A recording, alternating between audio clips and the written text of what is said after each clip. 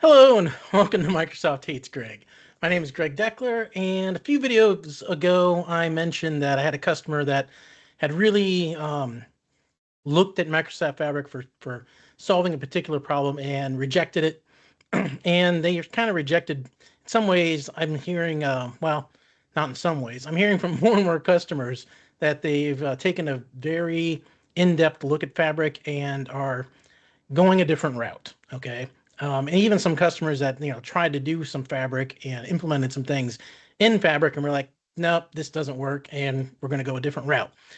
So it started thinking to myself, is this more widespread, right? Is this an industry trend where people are starting to are trying who have tried Fabric and they're now rejecting it? Like, has Microsoft Fabric in a sense peaked, right? So the interest in it has already peaked and now it's falling off the cliff and people are just not going to use it, right? So it became a question I had got in my head, right? And so I wanted to try to answer it. Now, before we get started in it, though, I want you to understand that it is not just me that have seeing customers that like are deploying Fabric and then getting off of it because it's not working for them. So somebody, and there's this recent Reddit thread here. So they asked the question, Databricks to Microsoft Fabric migration, also about deployment strategy in Microsoft Fabric. And you get a lot of, nope, haven't done number one. And then down here, nope, haven't done number one. Now this guy says he has. He's like, I've done Microsoft Fabric migrations from Databricks. Most people will be fairly fine, especially if their workloads are not very involved or high performance. So basically, you'll be fine migrating to Fabric as long as you don't mind that they're not performant. I think that's like some kind of backhanded compliment. I'm not sure what that is. Anyway, so I've done the opposite many times. If you ever decided, so this is a guy, Monkey D Data HQ. So they are saying that they've done this many times. That somebody has gone to Microsoft Fabric and then this person has migrated them off of Fabric and back or onto Databricks or back onto Databricks. And he's a One Piece fan, obviously, so props for that. And then this guy right below him, one customer went from Databricks to Fabric, back to Databricks, right?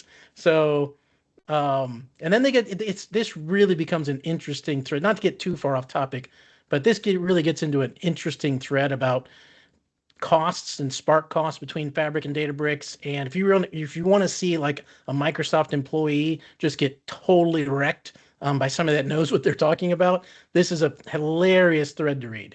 So they're talking about costs or whatever.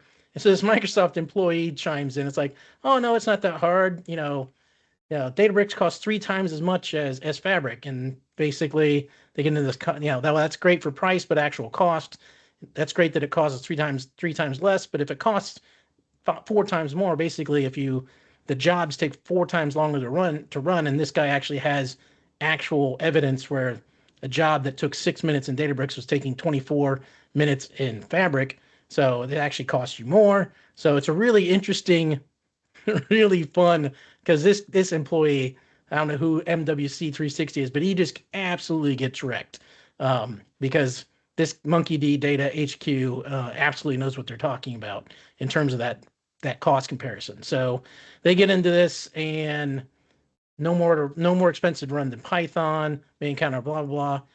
And then where is it? It gets down in here. So he's talking about his 6 minutes and everything like that. And where is it? Where he's talking about? Let me find it. No, it's not that.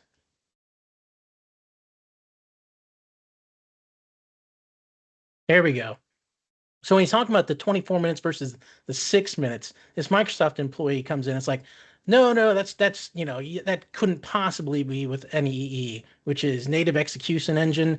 So basically, it natively executes the Spark queries basically versus going through the Java VM, right? So again, this ends the conversation. I was wondering when you'd bring up NEE. Why is it off by default again?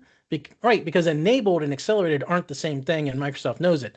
Unsupported operators silently fall back to JVM, and the columnar to row conversions at the boundary can make a partial fallback job run even slower than never enabling it. That's why they shipped a Spark Advisor alert, whose entire job is to tell you your acceleration didn't happen. You don't build you didn't actually get that feature detector for a feature that works. And honestly, do you really think Microsoft partner that implemented the Fabric doesn't know about NEE? Anyway, that ended the conversation because this Microsoft employee got totally wrecked, and it's a hilarious. I'm actually going to link this thread in the description of this video because it is worth a read. It is absolutely hilarious to watch this guy get his ass handed to him. So back to the main concept. It's not just me that's seeing customers that are trying to adopt Fabric and rejecting it and going a different route. Other people out there in the industry are seeing it as well, and you're seeing. It sounds like it. At least as far as this on this subreddit, you're seeing more people chime in that they've gone the opposite way than actually migrate from Databricks to Fabric. So there you go. All right, so moving on. So the first concept I had for this was that I would just use my community forum post or Power BI that I built, which basically went through and crawled all the Fabric forums and downloaded the metadata for all the posts. And then I could tell, could see our posts increasing, right? And our unique users increasing, because the thought being there that, oh, if the product is becoming more and more popular, then there should be more activity on the forums, right? That was the idea. So I have this, so my idea was I could just take this, which I built about like 2 years ago, and I could just refresh it and then do the analysis. Except apparently somebody from Microsoft watches this, keeps tabs on me and watches this channel, and they're like, oh shit, we can't have Greg like crawling our forums and doing analysis like this because eventually he'll show that Fabric is not very popular and blah blah blah. So when I went to refresh this, I got access denied. So Microsoft is preventing anybody from crawling their Fabric and Power BI forums now. So yay for that. The only issue that we have is the geniuses at Microsoft apparently forgot that ChatGPT exists, right? So basically all I had to do was go in here to ChatGPT. I gave it the link to the forum with the question mark, because it's always page / and then 1 or 2, 3, 4 as far as pagination goes. And then I told it what the question mark is actually numbered between 1 and 38, and could it go analyze it for me? And it did. Imagine that. So geniuses at Microsoft didn't accomplish anything, except I guess now they've made it less useful for Power BI users. Great. Anyway, so I ran the analysis on all the different Fabric forums, and it pretty much found the same pattern on all of them. Save one, and I'll explain that in a second. But basically, the pattern I found is that activity on the Power BI on the Fabric forums, on the community sites, they all peaked around 2025. It's like mid 2025, late 2025, and then tailed off. Right. One actually peaked around early 2026 and then and has tailed off since then. And then there was one, it was like the pipeline forum, where it showed like a dramatic increase in 2026 then on our posts. So I went and looked at it, and it was just this one Microsoft employee that was like trying to drum up like activity on the forum. So there's like 30 posts in a row by the same person, like on this forum, just like, well, what are the biggest challenges you're having when you're coming to this, or blah, blah, blah. And and then nobody's responding to the post. So that was you gotta worry, you gotta watch that stuff when you're dealing with this data stuff, let me tell you. So in general, right, an analysis of the forums is that the forum activity peaked somewhere around in 2025, mid to late 2025, and has trailed off since then. So I've got 2 at least decent data points at this point that are pointing to, well, Fabric activity ramping up and then now trailing off.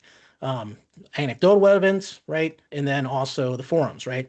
But can we get some even more data points? Well, turns out we have our trusty Google Trends, which you can see here. It peaked in early 2026 and is now trailing off, right? So in April, right, and then May it trailed off, and then now it's trailed off even more in the June to July timeframe. So we'll have to see if that trend continues in August, right?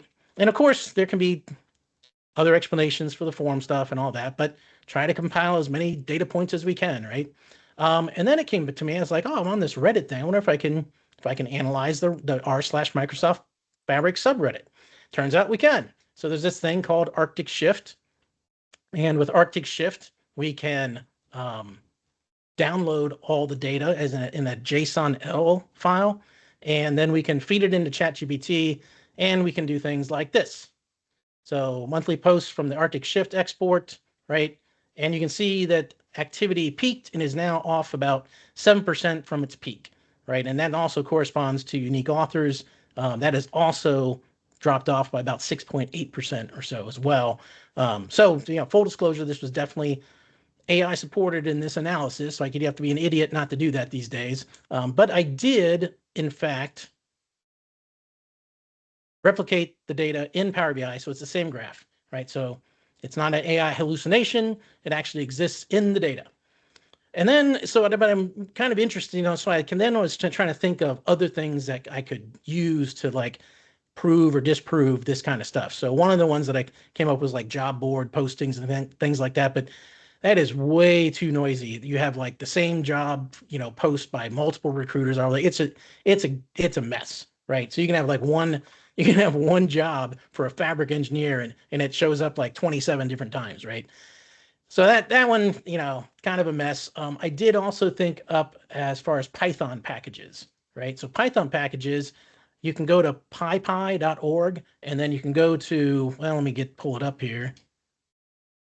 So you can go to like pypy.org, which is like here, pypy.org, and then they have their stuff in Google BigQuery. So you can do a quick little query like this, right? Select date, blah, blah, blah, from the file they have on Google BigQuery, and it'll return you like group by month and all that sort of fun stuff, right? So I did that for MS Fabric CLI, because that one seemed to be the first one that had the most data that was out there. And then I also did it for Databricks CLI and Snowflake CLI. So let's take a look at that real quick. So I've got this by month year, and then I can select this, and I can select Microsoft Fabric CLI, and then everybody's like, aha, get wrecked, Greg, you moron. Look how popular Microsoft Fabric is. It's just exponentially increasing in popularity. You don't know what the hell you're talking about, Greg. So obviously this proves everything you're talking about, like falling off its peak, until you actually add the Snowflake data in and you realize that now it's a linear graph compared to the exponential increase in Snowflake, which is more exponential than the exponential increase in Microsoft Fabric, right? And then you add Databricks in it, and it's like, it just kills them both, right? Databricks is just pretty, it's not necessarily growing, but it so dwarfs both Snowflake and Fabric. Fabric now looks like a straight line, right? At least in this perspective, at this scale, Snowflake, you can at least see it increasing in adoption, I guess you could say, whereas Fabric is just basically a straight line. And now you have to be careful with the whole Python package stuff, right? Because, a lot of CI/CD pipelines, they download the package every time, right? That they go through it. So if things happen like, oh, well, we increased our weekly build to a daily build, right? Well, now you've just set 5x, how many downloads there are, right? And if everybody does that in the world, then it just totally skews everything. So you got to be a little careful. But I think for general like direction as far as growing, not growing, and that sort of stuff, and the speed of growth, I think it's relatively useful. But obviously, it in comparing the two, or the three, it's like obviously Databricks is just dwarfs what's going on in Snowflake and in Microsoft Fabric in particular. So there you have it. I'm really more interested in like what you guys think, what you guys are hearing out there. The people that watch this channel, are you seeing people migrate to Fabric and then ditch it and run crying and screaming away from it because it's so damn bad? Or are you seeing people go from Snowflake and Databricks to Fabric and they're like, oh my God, it's so much better and cheaper and that sort of thing. Can you think of any other like industry metrics that I could kind of analyze to see, to answer this question, right? Because I think it's still an unanswered question, right? There's problems even with the forum data, right? You could say, well, less people were on the forums because there were questions answered by AI, or there's less things on the forums because the documentation is better, right? So there's problems with all this stuff. So that's why trying to, be fair and like, cast a wide net, try to get as many different independent data points going as possible. But I mean, anecdotally, forums, from two different independent forums, even search trends, all seems to be that interest in Fabric is waning. But I don't think it's a settled question. So that is all I had for this video. Hope you enjoyed it, and I'll see you next time.